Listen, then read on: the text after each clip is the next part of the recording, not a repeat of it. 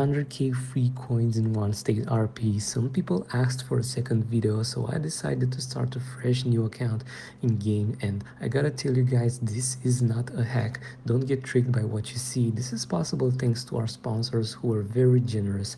Before going further guys, thank you for all the comments, all the people who like my content and subscribe to my channel. You are really awesome. Now back to our video. Firstly guys, I will check if my power saving mode is turned off. Same thing if you're playing on iOS.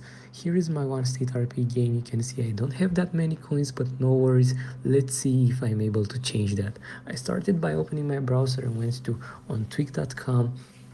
Then I search for the OneState RP game right here. I tap on a few buttons and I have reached this step where I had to enter my client ID. This can be found by going in the settings in game. I select Android and of course I go for the 900k coins option. This step is not that great guys, but our sponsor bought big packages of resources and in exchange for that they will ask you to do a final step. There are some easy tasks, but don't worry, these are completely free and they won't take you that long to complete. Now let's go back in the game and see what happened.